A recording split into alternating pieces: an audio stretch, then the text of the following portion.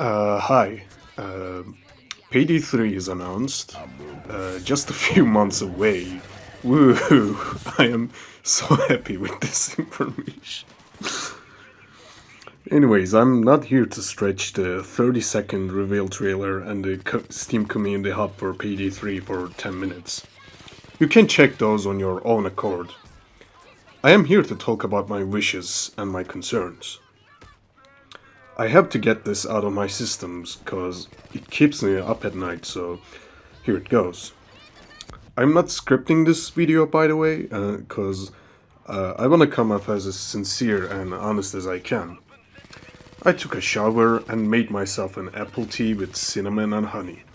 It tastes nice, kinda sour, kinda bitter, kinda sweet, just like how I feel about this announcement. As for my wishes, I want a consistent experience. Now, what do I mean by that? Let me elaborate on it. Payday 2 is old, and it got changed over the years. Many of the Payday 2's problems stem from this age, and it bled all over the game. I wanna start off with gameplay stuff first. Payday 2 started as a slower paced game. Now it is a full-blown horde shooter, but the mechanics such as armor suppression is still in the game. A player handicap mechanic such as this has its place in a slower and more focused experience, not in a horde shooter one. Yet the mechanic still remains in the game for whatever reason. I'm not saying Payday 3 should be more slower or, faster. I just want the direction they take is supported by the mechanics of the game. Not only that, they added new handicap in the form of damage range multipliers, which doesn't fit into the fast paced nature of the game at all. Whatever direction you take with this game, just fully commit to it. Otherwise, I won't be spending the time I spent with Payday 2 to Payday 3. This age problem is also apparent and it is in its content, plot and balance. Stuff like commando rifles modifications are the lesser evil. There is a weapon called HRL-7. When this gun was introduced, the game was completely different. It filled the niche of one-shotting dozers on the highest difficulty when it got released. Now, it doesn't do that on the highest difficulty. It never got changed to accommodate the new way of doing things, and it remains irrelevant. HRL is also one of the few guns in the game that has a proper real-life style reload. Most games just shove the rocket inside to the tube and be done with it. Not Payday 2 though. When it was released, the reload was another balance factor to consider. Now it just looks silly. How about bows and crossbows? These are completely useless. They never change to accommodate the new balance and gameplay style.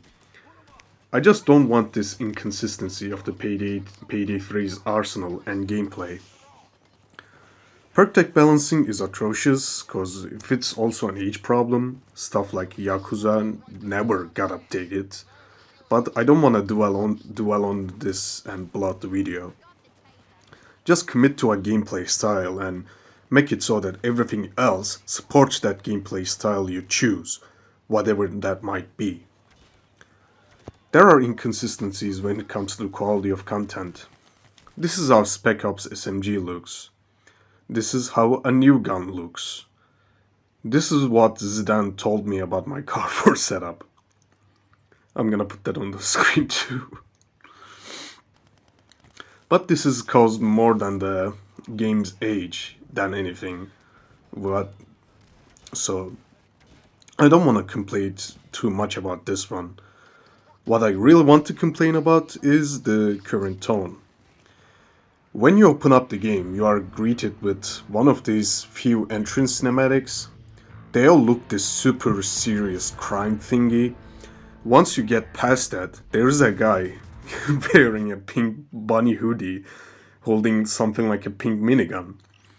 Either commit to serious or silly. You can't have both and have it make tonal sense. Also make it so that animations have like a consistent style and quality. I'm gonna give a few examples from reload animations since they are the most prevalent type of animations in this game. Payday 2 reload animations takes reload skills into account for the most part. They are made to look good when they are slow and when they're fast. Most of them share a similar theme of smoothness over correctness. Now check the newest weapon's reload animation.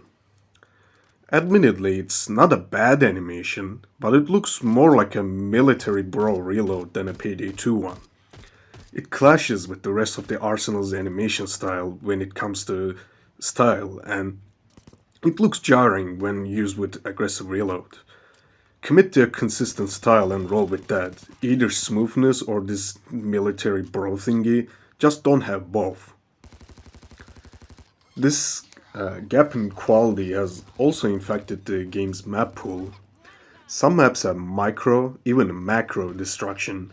Some maps don't let you damage a potted plant. You can't just change rules when it comes to the player and the environment. Keep it consistent, like I said. You can't have both. Either let players interact with the environment or don't. What else? What else? Oh yeah, power creep and balance. Thankfully, I'm not expecting a good job at this from you, but it would be welcome. Okay, so I guess that's it for my general concerns about style and stuff. Now for my actual concern.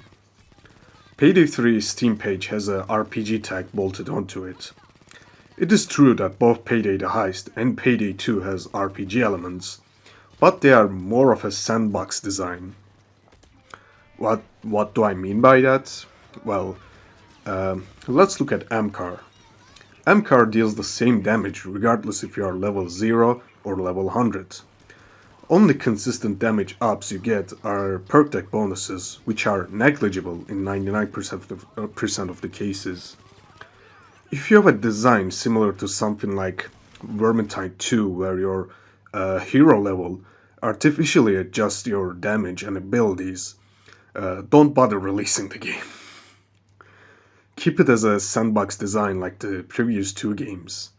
Sandbox design works better in 99% of the cases, and something like a power level system will ruin the entire feeling the series thrived in. That feeling being the ability to pick something from an arsenal and, make it work. I also don't think the progression system of the Payday 2 is good enough to carry to Payday 3. It is bloated, most weapons are direct downgrades to others. It is overwhelming to whomever opens the game for the first time. Try something different. Maybe even limit the weapons into something like weapon decks that have like a select number of firearms in each that encourages a similar playstyle and balance around the weapon decks themselves. The way that players get to choose between a perk deck and a weapon deck and a few skills. That would be it is preferable for me at least. I don't know if it will work or not. The skill tree system itself should be retuned in a significant way. The way that Payday 2 handles skill trees is messy, bloated, and it is desperate for streamlining. I don't want to give ideas of how it can be done and how it can be improved because I'm not a game designer and I have no idea. It is also hard to recommend something about something that we don't have any idea of how it is going to work.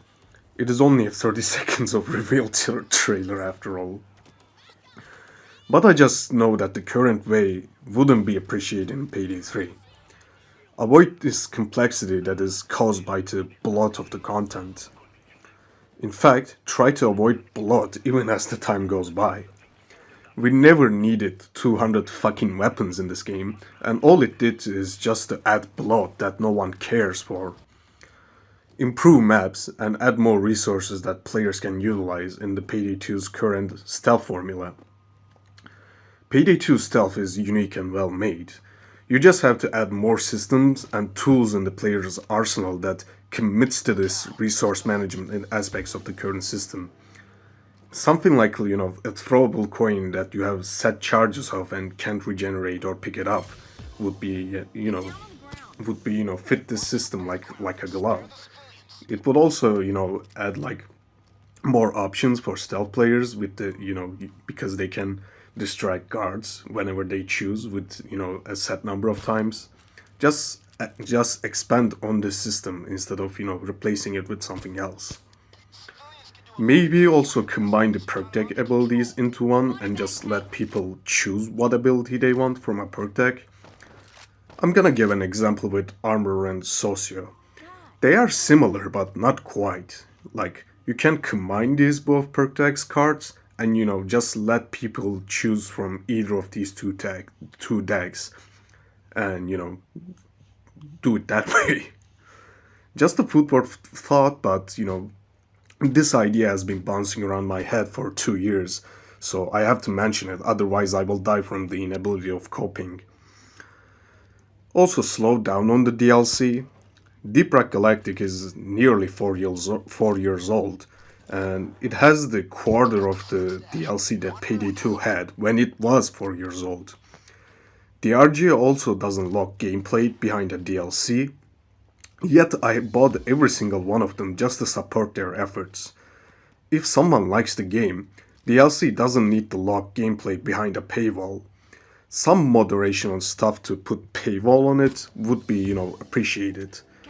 I tolerated Payday 2's DLC model, but I am not willing to do that for the next game. I spent God knows how many hours on like over half a decade in this single piece of media, and I'm not shying away from quitting if it is more of the same. I would also appreciate if you gave me like a free copy when the game is about to be released. I've been a massive fan of this game and I would love to see it in firsthand what you guys have done with it, what direction you take the series in, and how the gameplays and systems work. I think I'm out of words now, so let's close the video.